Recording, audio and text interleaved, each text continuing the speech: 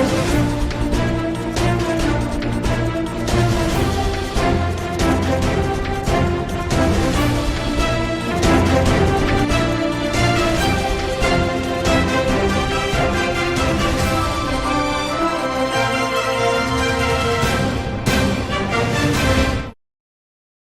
News కి స్వాగతం. ముందుగా ముఖ్యాంశాలు.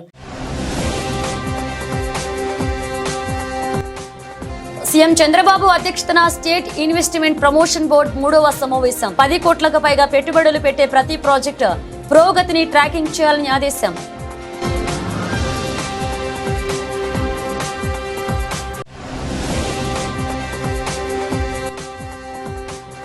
ఆంధ్రప్రదేశ్లో వాట్సాప్ సేవలను ప్రారంభించిన మంత్రి నారా లోకేష్. ఇక నుంచి ప్రభుత్వ ధ్రువపత్రాలన్నీ వాట్సాప్ ద్వారానే ప్రజలకు అందేలాగా చర్యలు తీసుకుంటామని వెల్లడి.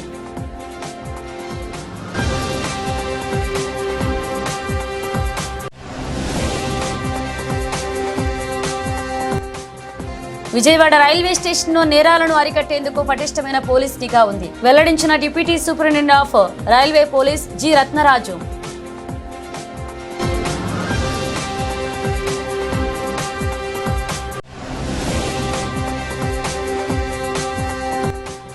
జగ్గైపేట పరిధిలో ఇసుక అక్రమంగా తరలిస్తున్నారంటూ ఆరోపించిన సిపిఐ జిల్లా కార్యదర్శి. అధికారుల మామూళ్ల మధ్యలో జోగుతున్నారని విమర్శించిన దోనేపూడి శంకర్.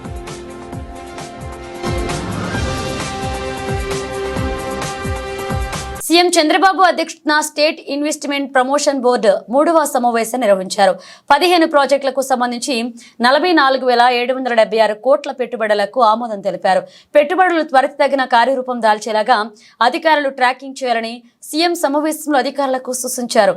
10 కోట్లకు పైగా పెట్టుబడులు పెట్టే ప్రతి ప్రాజెక్టు పురోగతిని తప్పనిసరిగా ట్రాకింగ్ చేయాలని సీఎం ఆదేశించారు.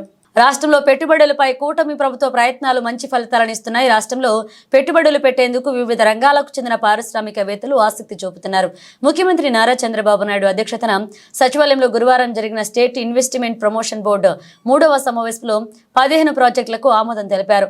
దీంతో SIPB ఇప్పటి వరకు ఆమోదం తెలిపిన పెట్టుబడుల విలువ 3 లక్షల కోట్లు దాటాయి.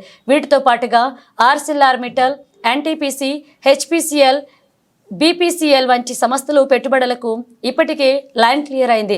1.36 లక్షల కోట్లతో ఏర్పాటయ్యే ArcelorMittal స్టీల్ పరిశ్రమకు 96,000 కోట్లతో ఏర్పాటయ్యే BPCL వంటి ప్రాజెక్టులకు మరొక 3 నెలల్లో శంకుస్థాపన చేయనున్నారు.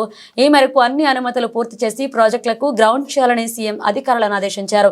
గత 2 LIPB సమావేశాల్లో ఆమోదం తెలిపిన ప్రాజెక్టుల పురోగతిపై ఈ రోజు చర్చించారు. ఒప్పందాలపై పరిశ్రమల యాజమాన్యాలతో నిరంతరం చర్చలు జరుపుతూ సాధ్యమైనంత త్వరగా ప్రాజెక్టులు గ్రౌండ్ అయ్యేలా చూడాలని సీఎం సూచించారు. అధికారులు, మంత్రులు పెట్టుబడులను ట్రాక్ చేయడం ద్వారా త్వరితగిన ఫలితాలు చూపించాలన్నారు. మనమిత్ర వాట్సాప్ గవర్నెన్స్ సేవలను మంత్రి లోకేష్ ప్రారంభించారు. వాట్సాప్లోని తొలి విడతలో 161 రకాల సేవలు లభ్యం కానున్నాయన్నారు. ప్రతి సమాచారం వాట్సాప్లోని లభ్యం అవనున్నాయి. ఇక వాట్సాప్ ద్వారానే సర్టిఫికెట్లు పొందే అవకాశం ప్రభుత్వం వెసులుబాటు కల్పిస్తుంది. మనమిత్ర ప్రజల చేతిలో ప్రభుత్వం పేరుతో ఏపీ ప్రభుత్వం వాట్సాప్ గవర్నెన్స్ కు శ్రీకారం చుట్టింది. ఈ సేవలను ఉండవల్లిలోని నివాసంలో మంత్రి లోకేష్ ప్రారంభించారు. పౌర సేవలను అందించడంతో పాటుగా ప్రజల నుంచి వినతులను స్వీకరించడం, వారికి అవసరమైన సమాచారాన్ని అందించడం, వారికి అవసరమైన సర్టిఫికెట్లను జారీ చేయడం వంటి సేవలు వాట్సాప్ గవర్నెన్స్ ద్వారా అందుతాయి. దీనికోసం వాట్సాప్ నంబర్ 9552300009 ను రాష్ట్ర ప్రభుత్వం కేటాయించింది. మనమిత్ర ద్వారా తొలి విడతలో 161 రకాల సేవలను రాష్ట్ర ప్రభుత్వం అందిస్తుంది. తొలి విడతలో ఓటీసీ, రెవెన్యూ, మున్సిపల్, ఇంధన, దేవాదాయ తదితర శాఖల్లో సేవలు అందుతాయి. సర్టిఫికెట్లు, పత్రాల కోసం ప్రభుత్వ కార్యాలయాల చుట్టూ ప్రజలు తిరగాల్సిన అవసరం ఉండదు. వాట్సాప్ ద్వారా ఏ సమాచారాన్నైనా సందేశాల ద్వారా ప్రజలకు పంపిస్తారు. వర్షాలు, వరదలు, విద్యుత్, వైద్య ఆరోగ్యం, సబ్స్టేషన్ల మరమ్మతులు, పర్యాటకం, మౌలిక వస్తువులు తదితర సమాచారం అందిస్తారు. వివిధ శాఖలకు సంబంధించిన పలు సర్టిఫికెట్లను వాట్సాప్ ద్వారా పొందవచ్చు. ట్రేడ్ లైసెన్సులు, ల్యాండ్ రికార్డుల వంటి సర్టిఫికెట్లు పొందవచ్చు. ఆస్తి పన్నులు, విద్యుత్ బిల్లులు వంటివి వాట్సాప్ ద్వారా చెల్లించవచ్చు. వినతులు, ఫిర్యాదులు ఇవ్వాలనుకునే వారు వాట్సాప్ నెంబర్ మెసేజ్ చేస్తే ఒక లింక్ వస్తుంది. అందులో పేరు, చిరునామా, ఫోన్ నెంబర్ టైప్ చేసి వినతి ఏమిటో టైప్ చేయాలి. వెంటనే వారికి ఒక రెఫరెన్స్ నెంబర్ వస్తుంది. ఆ రెఫరెన్స్ నెంబర్ ద్వారా వినతి పరిష్కారం ఎంతవరకు వచ్చిందో తెలుసుకోవచ్చు. As Bhaskar Garu just stated, we all believe it's a historical movement in governance initiative. We have seen our leader Chandrababu Naidu Garu 1.0, and as he's saying, this is his 2.0. and this marks with his change in governance also and delivery of e-governance. I believe that this is a true transformation that we're going to achieve. Saying that, this is what we call the Manamitra. It's a WhatsApp governance initiative that's going to be launched by the government of Andhra Pradesh and Meta. It's here to deliver seamless, efficient, citizen-centric public service delivery. To this initiative, we believe that Andhra Pradesh is again at the forefront of e-governance initiatives. In the past, the entire nation used to look at Andhra Pradesh on what are we doing so they can adopt. I believe this is the first step in that direction. And from RTG, from IT department, you will be seeing more and more such initiatives coming. Our entire objective is to keep the citizen as center of our universe and look at what are all the touch points of the citizen, how do we resolve their problems, how do we ensure that on a day-to-day issues, both the government and the political system is not relevant. So to get basic documents, why should they come to a government office or why should they meet an MLA is a question, is a challenge that I have taken up. విశ్వమాతాశ్రీ Vasavi అమ్మవారి ఆత్మార్పణ రజతోత్సవ వేడుకలు ముగింపుకు చేరుకున్నాయి. రాష్ట్ర ప్రజలందరూ సుఖశాంతులతో ఉండాలని, ప్రజలందరికీ నరఘోష తొలగిపోవాలని ఆకాంక్షిస్తూ చండీ హోమాన్ని నిర్వహించినట్లు ఆర్యవైశ్య సంఘ ఫౌండేషన్ వ్యవస్థాపక అధ్యక్షుడు వివికే నరసింహారావు అన్నారు.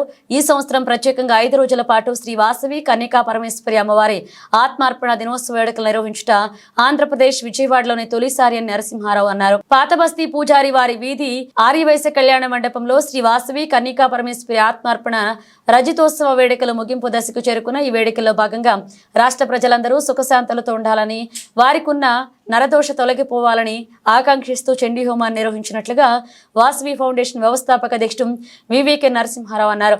భారతదేశంలో తొలిసారిగా వాసవి కన్యకా పరమేశ్వరి అమ్మవారి ఆత్మార్పణ రజతోత్సవ వేడుకలు సందర్భంగా 5 రోజుల పాటు వివిధ రకాలైన ప్రత్యేక కార్యక్రమాలు విజయవంతం పూర్తి చేయడంతో సహకరించిన అందరికీ వివికే నరసింహారావు కృతజ్ఞతలు తెలియజేశారు. ఇందులో భాగంగా అమ్మవారికి తిరుప, సారా తదుపరి ప్రత్యేక కార్యక్రమాలు నిర్వహించామన్నారు.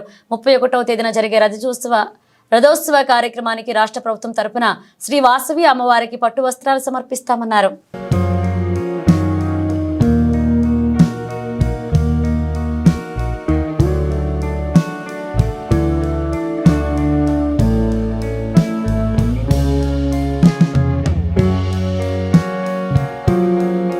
జై వాసవి, జై జై వాసవి. శ్రీ వాసవి ఫౌండేషన్ ఆధ్వర్యంలో గత 25 సంవత్సరాలుగా వాసవి అమ్మవారి ఆత్మార్పణ మహోత్సవాలు అత్యంత వైభవంగా నిర్వహిస్తున్నాం. అదేవిధంగా 25 సంవత్సరాల సందర్భంగా ఈ సంవత్సరం 5 రోజులు అనేక విశేషమైన కార్యక్రమాలను నిర్వహించడం జరిగింది. దానిలో భాగంగానే ఈరోజు తిరుప్పావడే సేవ మరియు అమ్మవారికి సార అనే కార్యక్రమాన్ని నిర్వహించాం.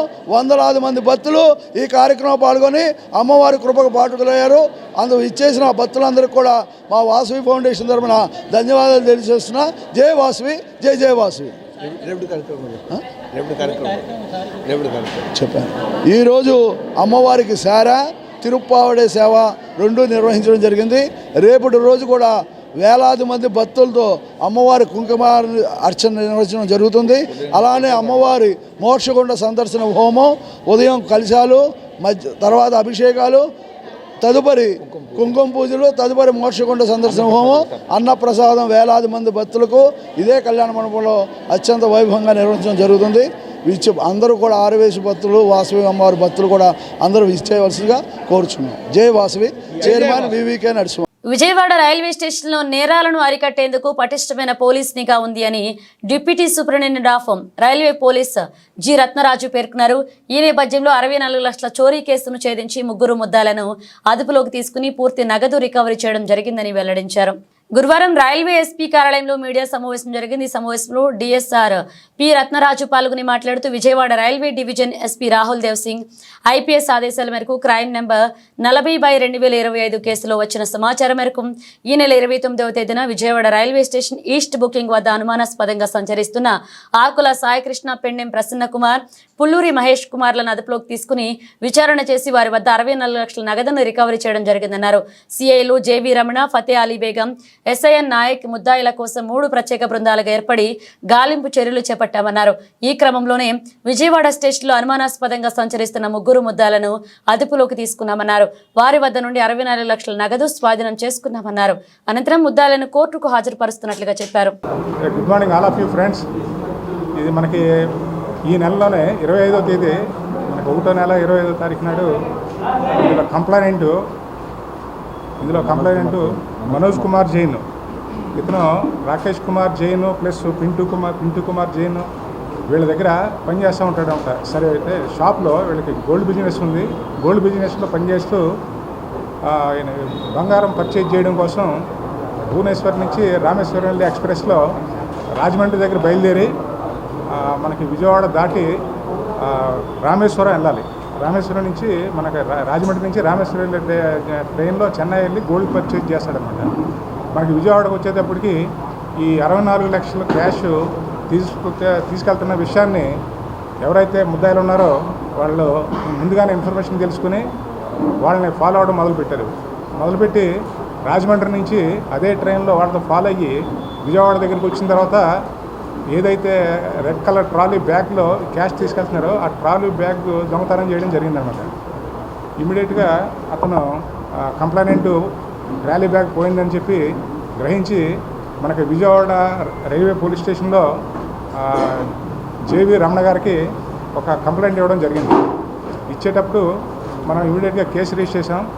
ఈ కేసు దర్యాప్తు నిమిత్తం మన జేవి రమణ గారి ఆధ్వర్యంలో 3 టీంల కింద డివైడ్ అయిపోయారు. 3 టీంల కింద డివైడ్ అయ్యి ఒక టీము ఏదైతే ఇది స్టార్టింగ్ పాయింట్ రాజమండ్రిలో అఫెన్స్ స్టార్ట్ అయింది కాబట్టి రాజమండ్రి వెళ్ళి అక్కడ అన్ని షాపుల్లోనూ ఎంక్వైరీ చేయడం, అక్కడ ఉన్న వాళ్ళందరినీ ఎగ్జామిన్ చేసి ఎలా జరిగింది ఏంటి ఎవరై ఉంటారని చెప్పి ముద్దాన్ని ట్రేస్ అవుట్ చేయడం కోసం అక్కడ ఎంక్వైరీ చేయడం మొదలుపెట్టారు. రెండో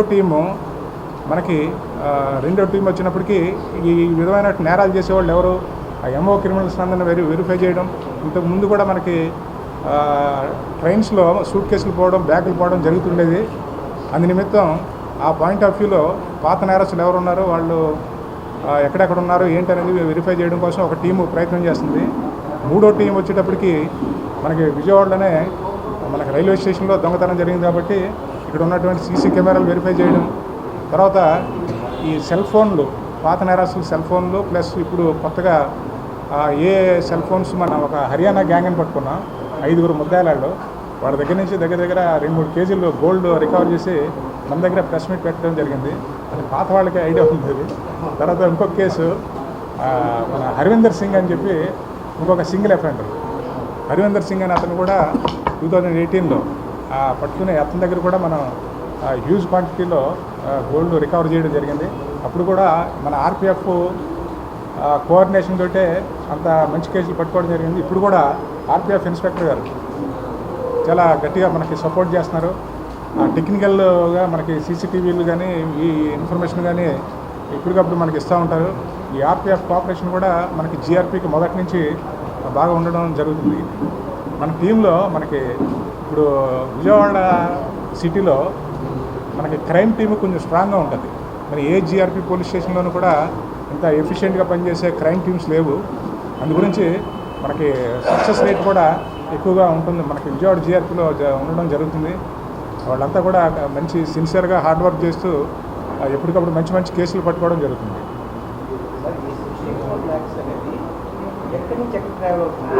రాజమండ్రి నుంచి చెన్నై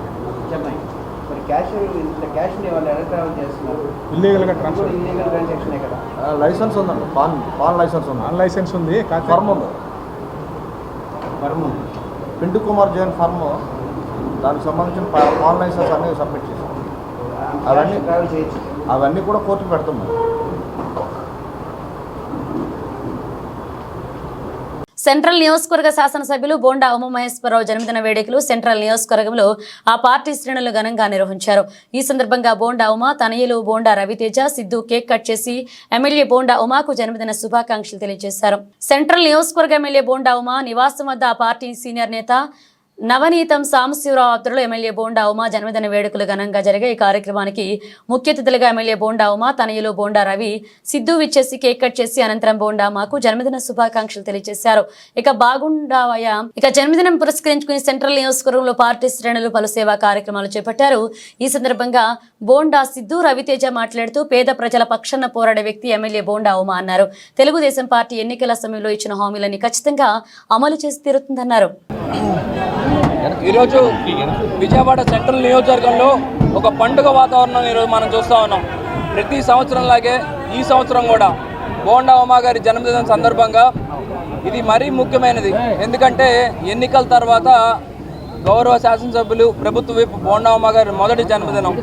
కానీ ప్రతి సంవత్సరం అధికారంలో ఉన్న ప్రతిపక్షంలో ఉన్న ప్రజలు కానీ ఇక్కడున్న కార్యకర్తలు కానీ అభిమానులు కానీ వాళ్ళ ప్రేమ మాత్రం ఏమాత్రం కూడా తగ్గలేదు.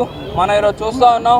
వివిధ డివిజన్లలో విజయవాడ సెంట్రల్ నియోజకవర్గం మొత్తంలో కూడా వివిధ డివిజన్లలో అనేక సేవా కార్యక్రమాలు చేస్తూ రక్తదాన శిబిరాలు కానీ, లేకపోతే పిల్లలకు పుస్తకాలు ఇవ్వడం కానీ, వృద్ధులకు అన్నం పెట్టడం కానీ, ఇలా ఎన్నో సేవా కార్యక్రమాలు చేస్తూ ఈరోజంతా కూడా పూర్తి స్థాయిలో ఆయన అభిమానులు, తెలుగుదేశం పార్టీ శ్రేణులు నిమగ్నమై ఉన్నారు.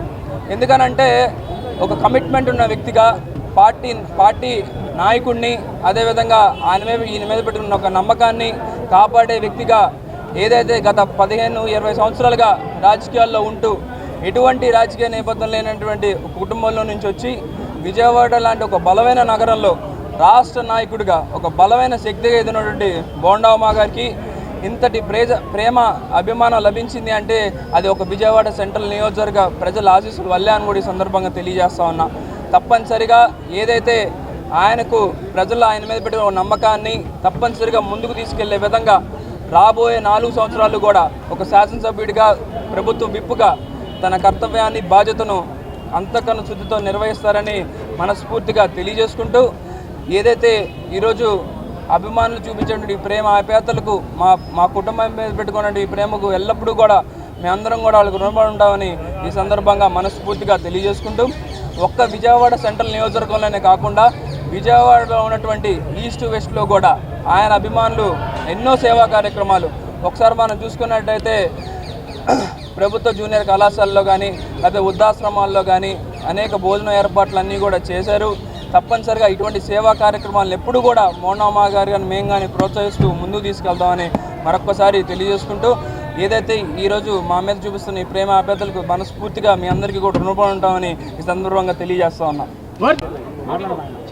మరి ఈరోజు మా ప్రీతమ నాయకులు, తెలుగుదేశం పార్టీ పోలిట్ బ్యూరో సభ్యులు, సెంట్రల్ నియోజక శాసనసభ్యులు, అదేవిధంగా ప్రభుత్వ వైపు అయినటువంటి బోండా ఉమేశ్వర్ గారి పుట్టినరోజు సందర్భంగా ఆయన నివాసం నందు మొత్తం తెలుగుదేశం పార్టీ టీఎన్టీయూసీ, టీఎన్ఎస్ఎఫ్ శ్రేణులు, నాయకులు, కార్యకర్తలు, మరీ ముఖ్యంగా బోండా ఉమేశ్వర్ గారి అభిమానులందరి నేతృత్వంలో ఈరోజు ఈ కార్యక్రమాన్ని ఇంత భారీ ఎత్తున ఏర్పాటు చేసిన ప్రతి ఒక్కరికి కూడా నా హృదయపూర్వక అభినందనలు, నమస్కారాలు కూడా తెలియజేసుకుంటా ఉన్నాను.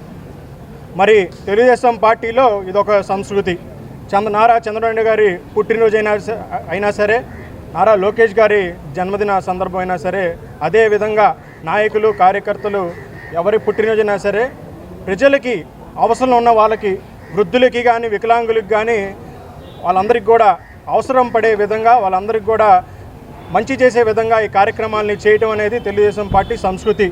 మరి అందులో భాగంగా ఈరోజు విజయవాడ సెంట్రల్ నియోజకవర్గ 21 డివిజన్ల నందు అనేక సేవా కార్యక్రమాలు, పళ్ళు పంచడం అయితే కానివ్వండి, అవసరంలో ఉన్న మహిళలకి చీరల పంపిణీ కార్యక్రమం అయితే కానివ్వండి, వృద్ధాశ్రమాల్లో పెద్దలందరికీ కూడా భోజన సదుపాయాలను ఏర్పాటు చేయడం అయితే కానివ్వండి, విజయవాడలో ఉన్న 3 నియోజకవర్గాల్లో కూడా బోండా ఉమా గారి అభిమానులు అందరి నేతృత్వంలో భారీ ఎత్తున ప్రతి సెంటర్లో కూడా ఈ యొక్క కార్యక్రమాల్ని ఏర్పాటు చేయడం, వాళ్ళందరికీ కూడా ఇక్కడ ఉన్న వాళ్ళకి, ఆయా కార్యక్రమాల్లో బిజీగా ఉన్న అక్కడ రాలేకపోయిన వాళ్ళందరికీ కూడా నా హృదయపూర్వక ధన్యవాదాలు కూడా తెలియజేస్తూ ఉన్నాను. ఈ సందర్భంగా నేను మా అందరి ప్రీతం నాయకుడు బోండా ఉమా గారికి మరొక్కసారి జన్మదిన శుభాకాంక్షలు తెలియజేసుకుంటూ, రానున్న రోజుల్లో మెరుగైన పదవుల్లో, ఇంకా పెద్ద పదవుల్లో ఆయన చూడాలని కూడా మనస్ఫూర్తిగా కోరుకుంటూ, చూస్తామని కూడా సందర్భంగా తెలియజేసుకుంటూ సెలవు తీసుకుంటాం. ముత్యాలంపాడు షిరిడి సాయిబాబా మందిరంలో మాఘమాసం ప్రారంభం సందర్భంగా శ్యామలాదేవి నవరాత్రులు అత్యంత వైభవంగా ప్రారంభమయ్యాయి. ఈ సందర్భంగా అమ్మవారికి ప్రత్యేక అర్చనలు గావించారు. భక్తులు పెద్ద ఎత్తున కార్యక్రమంలో పాల్గొని అమ్మవారిని దర్శించుకున్నారు. ముత్యాలంపాడు షిరిడి సాయిబాబా మందిరంలో నేటి నుంచి మాఘమాసం ప్రారంభం సందర్భంగా శ్యామలాదేవి నవరాత్రులు ప్రారంభమయ్యాయి. 9 రోజుల పాటు శ్యామలాదేవిని వివిధ రూపాలలో అలంకరించనున్నారు. నవరాత్రులను పురస్కరించుకుని శ్రీ విష్ణు సహస్రనామ పారాయణ మండలి సభ్యులచే లక్ష్మీ అష్టోత్తర పారాయణం, లలిత అష్టోత్తర పారాయణం, కుంకుమార్చన ప్రతిరోజు నిర్వహించనున్నట్లుగా ఆలయ అర్చకులు తనికెళ్ల భానుశర్మ తెలిపారు. 9 రోజుల పాటు జరిగే ఈ ఉత్సవాల్లో భక్తులు పెద్ద ఎత్తున పాల్గొని అమ్మవారిని దర్శించుకుని దివ్య ఆశీస్సులు పొందాలని ఆయన కోరారు.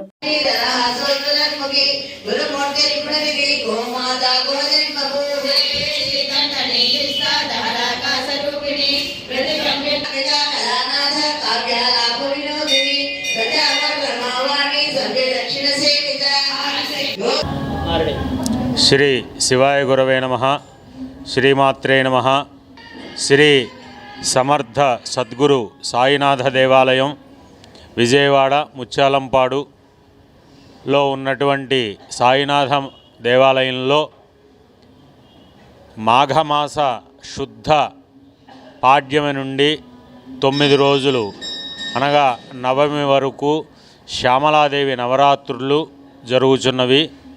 ప్రతిరోజు ఉదయం 7:30 లలితా సహస్రనామ పారాయణము మరియు లక్ష్మీ అష్టోత్తరము పారాయణ జరుగుతుంది.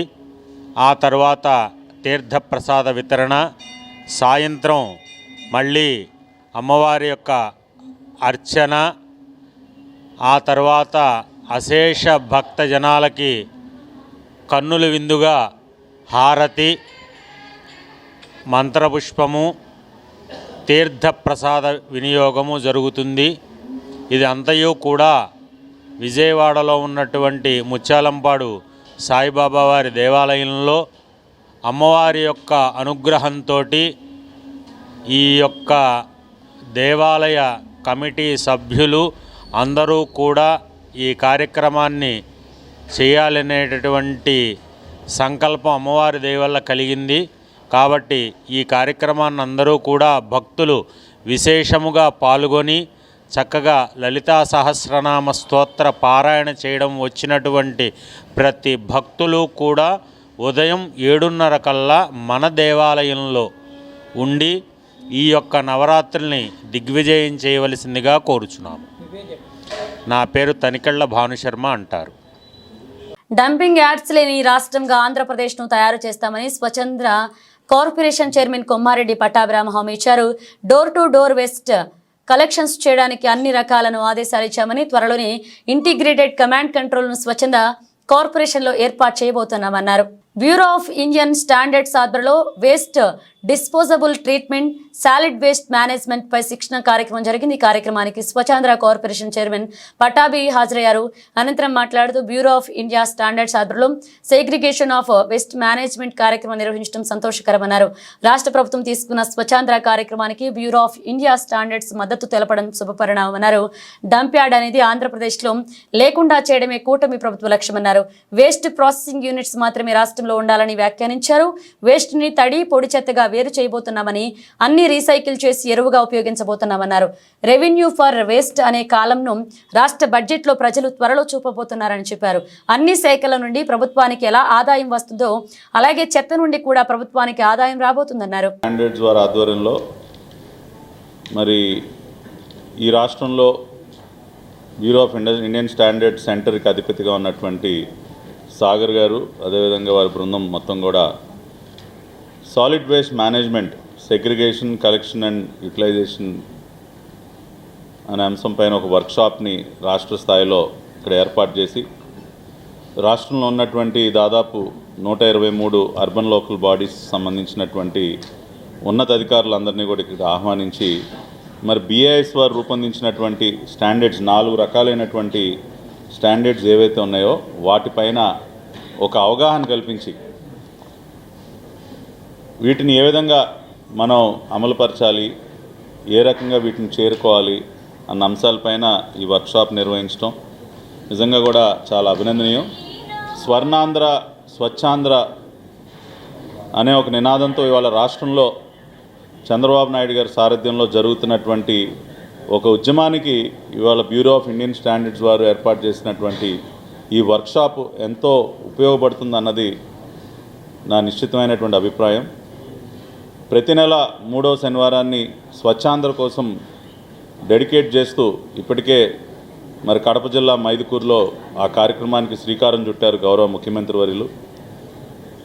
ఇక మీదట ప్రతి నెల 3వ శనివారం స్వర్ణాంధ్ర స్వచ్ఛాంధ్ర లక్ష్యాలని చేరుకోవడం కోసం మనందరం కూడా అంకితం చేయాలి అని చెప్పి ఒక పిలుపునివ్వటం, ఇప్పటికే పెద్ద ఎత్తున అన్ని వర్గాల నుంచి కూడా ఈ ఉద్యమంలో భాగస్వాములు కావడానికి అనేక మంది ముందుకు వస్తున్నారు.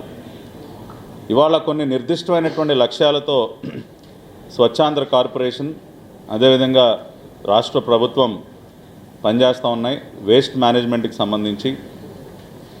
మరి అన్నిటికంటే ముఖ్యంగా ఒక డంప్ యార్డ్ ఫ్రీ స్టేట్, ఆంధ్రప్రదేశ్ని ఒక డంప్ యార్డ్ ఫ్రీ స్టేట్గా. అందరికీ నేను రమాకాంత్ సాగర్, నేను బ్యూరో ఆఫ్ ఇండియన్ స్టాండర్డ్లో పనిచేస్తున్నానండి ఇక్కడ మన Vijayawada branch office. So bureau of Indian standards ఏంటంటే మన solid waste managements and liquid waste మేనేజ్మెంట్స్కి కొన్ని గైడ్లైన్స్ అనేటివి తయారు చేయడం జరిగింది. సో ఈ యొక్క యాక్టివిటీ స్వర్ణాంధ్ర స్వచ్ఛాంధ్ర ఇంకా స్వచ్ఛ భారత్ ఈ యొక్క అచీవ్మెంట్, ఈ యొక్క గోల్స్ని మనం ఎలా అచీవ్ చేసుకోవాలి, ఒక ప్రాసెస్డ్ వేగా ఒక కన్సాలిడేటెడ్ గైడ్లైన్స్ మనకి ఈ బ్యూరో ఆఫ్ ఇండియన్ స్టాండర్డ్స్ మా డిపార్ట్మెంట్ వాళ్ళు గైడ్లైన్స్ అనేటివి ఫామ్ చేయడం జరిగింది. సో ఆ గైడ్లైన్స్ని మనం ఎలా ఉపయోగించుకోవాలనేది ఒక ముఖ్య ఉద్దేశంతో ఈ వర్క్షాప్ అనేది మేము జరపడం జరిగింది.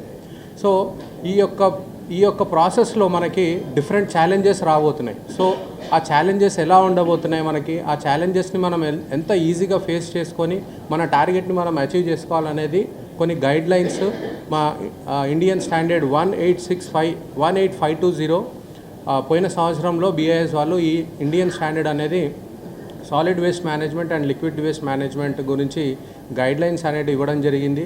ఇంకా అంతేకాకుండా వచ్చే ఛాలెంజెస్ ఇంకా అడ్వాన్స్డ్ లెవెల్స్లో మనము AI ఇంటిగ్రేషన్ సర్వీసెస్ని, సర్వేలెన్స్ సర్వీసెస్ సిస్టమ్స్ని ఎలా ఉపయోగించుకోవాలి. సో అలాంటి గైడ్లైన్స్ అన్నీ ఈ వర్క్షాప్లో మన టోటల్ మున్సిపాలిటీ నుంచి వచ్చిన ఇంజనీర్స్కి, ఎన్వైర్మెంటల్ సైన్స్ ఆఫీసర్స్కి, ఇంకా వాళ్ళ ఇంజనీర్స్, పబ్లిక్ హెల్త్ ఇంజనీర్స్ వీళ్ళందరూ ఇక్కడ రావడం జరిగింది. వాళ్ళందరితో డిస్కషన్ కూడా ఇది ఓపెన్ హౌస్ సెషన్గా బ్రెయిన్ స్టార్మింగ్ సెషన్ మనం ఇక్కడ కండక్ట్ చేయడం జరుగుతుందండి. So this workshop is a very aimful workshop towards the achievement of Swachh Bharat and Swachh Andhra and safe Andhra for our citizens of Andhra Pradesh. Thank you very much. Jaggayyapeta పరిధిలో ఇసుక అక్రమంగా తెలంగాణకు తరలిస్తున్నారని CPI NTR జిల్లా కార్యదర్శి దోనపూడి శంకర్ ఆరోపించారు. విజయవాడ దాసరి భవన్లో మీడియాతో మాట్లాడిన ఆయన అధికారుల మామూళ్ల మత్తులో జోగుతున్నారని విమర్శించారు. సహజ వనరుల్ని కొల్లగొడుతున్న వారిపై కఠిన చర్యలు తీసుకోవాలని డిమాండ్ చేశారు. ముఖ్యమంత్రి మాటలని సొంత పార్టీ ఎంపీని బేఖాతారు చేస్తున్న చర్యలు లేవా అని ప్రశ్నించారు. నిబంధనలకు విరుద్ధంగా త్రవ్వకాలు జరుపుతున్నారని దీనిపై తక్షణమే విచారణ జరపాలని కోరుతూ సిపిఐ ఆధ్వర్యంలో ఆందోళన చేపట్టనున్నట్లుగా వెల్లడించారు. విజయవాడ ఎంపీ కేశినేని చిన్ని గారి ప్రోద్బలంతో, ప్రోత్సాహంతో, అన్నదండలతో సహజ వనరులను యథేచ్ఛగా దోపిడీ చేస్తూ ఇసుకను అక్రమంగా తెలంగాణకు సరఫరా చేస్తుంటే, రవాణా జరుగుతుంటే గత కాలంగా ఆర్టీఏ కానీ, పోలీస్ శాఖ కానీ, మైనింగ్ శాఖ కానీ స్పందించకపోవడం విచారకరం. ఓ పక్కన రాష్ట్ర ముఖ్యమంత్రి చంద్రబాబు నాయుడు గారు ప్రకృతి వనరులను, సహజ వనరులను దోపిడీ చేస్తే నష్టం చేసినా కఠినంగా శిక్షిస్తామని చెప్పి ఆయన మాటలు బేఖాతరవుతున్నటువంటి పరిస్థితి ఉన్నది. కంచే చేనుమిస్తే ఎలా ఉంటుందో వాళ్ళ కాదేది కవితకు అనర్హం అన్నాడు మహాకవి శ్రీశ్రీ. కాబట్టి దోపిడీ చేయటానికి, దోచుకోవటానికి వారు పోతే వీరు, వీరు పోతే వారు, మొన్నటిదాకా వారు, ఇప్పుడు మేము అనేటువంటి పద్ధతుల్లోనే ఇవాళ ఈ ఇసుక అక్రమ రవాణా కొనసాగుతూ ఉన్నది. 210 మిషన్లతోటి వత్సవాయి మండలం, జగ్గంపేట నియోజకవర్గం, ఇందుగపల్లిలో నదీ గర్భాన్ని చీలుస్తుంటే మా పార్టీ బాధ్యులు ఆ ప్రాంతానికి వెళ్ళి అక్రమాన్ని అడ్డుకోవటం జరిగింది. మరుసటి రోజు ఉదయాన్నే లారీల్ని విడుదల చేశారు, ఫైన్ వేసి. అంటే కేవలం నామమాత్రంగా రాజకీయ పలుకుబడితోటి ఇవాళ ప్రతి ఒక్కరికి తెలుసు జిల్లాలో, రాష్ట్రంలో ఎన్టీఆర్ జిల్లా నుంచి ఇసుక తెలంగాణ రాష్ట్రానికి ఎవరు సరఫరా చేస్తున్నది. ఇంటెలిజెన్స్ శాఖ ఉన్నది, తెలియదా?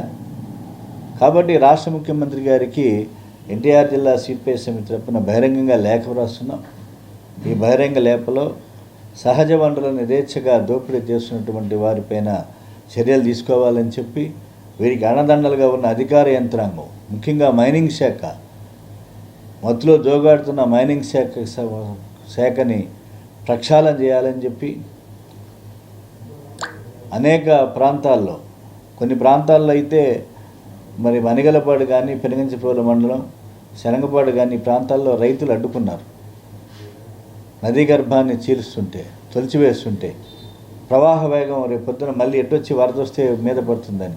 కాబట్టి బుడమేరు ముంపు వరద విజయవాడను ముంచివేసిన, మున్నేరు ముంచివేసిన, పాలేరు ముంచివేసిన ఎన్టీఆర్ జిల్లాలో ఉన్నటువంటి ప్రజాప్రతినిధులకు కనీసమైనటువంటి జ్ఞానం లేనటువంటి పద్ధతుల్లో ఇవాళ కొనసాగుతున్నది.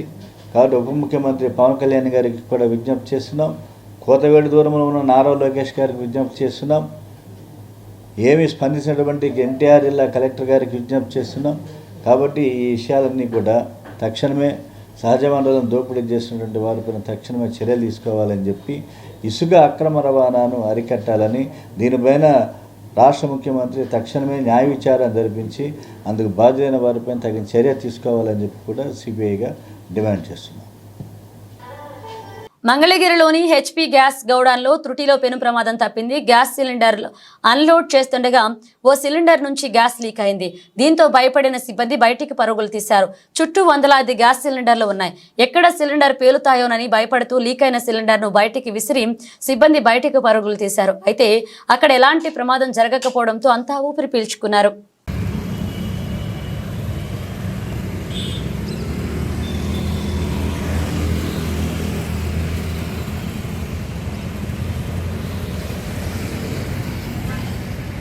క్రైస్తవుల సంక్షేమానికి చిత్తశుద్ధితో కూటమి ప్రభుత్వం కృషి చేస్తుందని బడ్జెట్లో కేటాయింపులు ఎందుకు నిదర్శనమని టీడీపీ క్రిస్టియన్ సెల్ రాష్ట్ర అధ్యక్షులు స్వామిదాస్ అన్నారు. ఏ ప్రభుత్వంలో క్రైస్తవులకు సంక్షేమ పథకాలు అందాయో బహిరంగ చర్చకు వైసీపీ నాయకులు సిద్ధమా అని సవాల్ విసిరారు. విజయవాడ ప్రెస్ క్లబ్ లో మీడియాతో మాట్లాడిన ఆయన మోసపూరిత హామీలు ఇచ్చి క్రైస్తవుల ఓట్లతో గతంలో వైసీపీ ప్రభుత్వం అధికారంలోకి వచ్చిందన్నారు. వైసీపీ నాయకులు ఇప్పటికైనా అబద్ధాలు మాట్లాడడం మాని క్రైస్తవులకు నిజమైన సంక్షేమం ఏ ప్రభుత్వం చేస్తుందో తెలుసుకోవాలి అన్నారు. తర్వాత అది శిథిలావస్థలో అంటే చాలా పాడైపోయింది. తర్వాత నారా చంద్రబాబు నాయుడు గారు ముఖ్యమంత్రి అవుతూనే దాని ఆ భవనానికి 10 కోట్లు కేటాయించడం జరిగింది. అంటే కేవలం నెలలో ఆ 10 కోట్లు కేటాయించడం జరిగింది. బరియల్ గ్రౌండ్స్ క్రైస్తవులకు చాలా ముఖ్యం. క్రైస్తవులకు చాలా ముఖ్యం బరియల్ గ్రౌండ్స్. అక్కడ ఎక్కడెక్కడ జిల్లాలలో కానీ మండలాలలో కానీ ఎక్కడైనా కానీ చూడండి అని నారా చంద్రబాబు నాయుడు గారు 2 నెలల కిందట అధికారులకు ఆదేశించారు. అంటే క్రైస్తవుల మీద ఎంత ఆయనకు ప్రేమ ఉందో ఈ 2 ఉదాహరణలు చాలు. మూడోది చూసుకుంటే క్రైస్తవ పాస్టర్స్కి మ్యారేజ్ లైసెన్స్ ప్రభుత్వం ఇస్తుంది. అంటే పెళ్ళిళ్ళు చేయాలని లైసెన్స్ ఇస్తుంది. ఆ లైసెన్స్ గతంలో 3 సంవత్సరాలు ఉంటే నారా చంద్రబాబు నాయుడు గారు వస్తూనే 3 సంవత్సరాలకు ఒకసారి రెన్యువల్ చేసుకోవడం కష్టము పాస్టర్స్ అని దానిని 10 సంవత్సరాలకు చేయడం జరిగింది.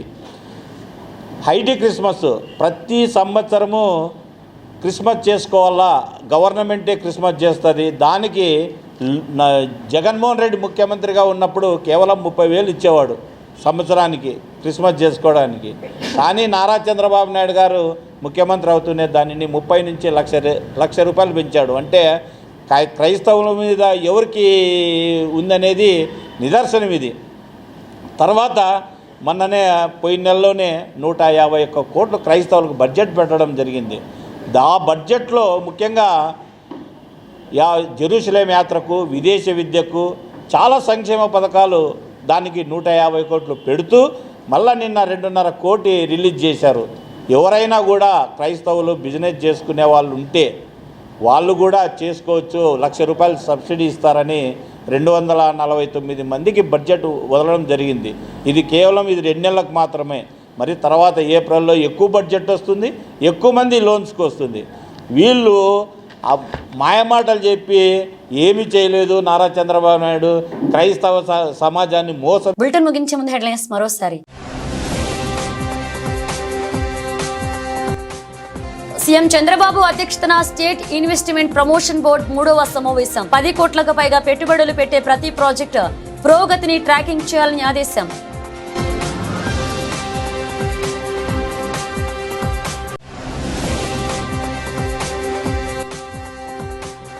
ఆంధ్రప్రదేశ్లో వాట్సాప్ సేవలను ప్రారంభించిన మంత్రి నారా లోకేష్. ఇక నుంచి ప్రభుత్వ ధ్రువపత్రాలన్నీ వాట్సాప్ ద్వారానే ప్రజలకు అందేలాగా చర్యలు తీసుకుంటామని వెల్లడి.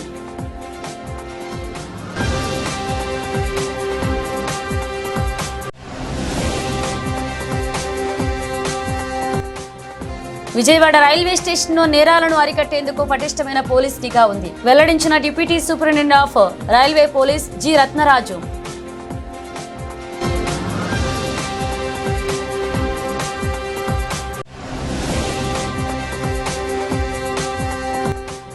జగ్గైపేట పరిధిలో ఇసుక అక్రమంగా తరలిస్తున్నారంటూ ఆరోపించిన సిపిఐ జిల్లా కార్యదర్శి. అధికారుల మామూళ్ల మధ్యలో జోగుతున్నారని విమర్శించిన దోనేపూడి శంకర్.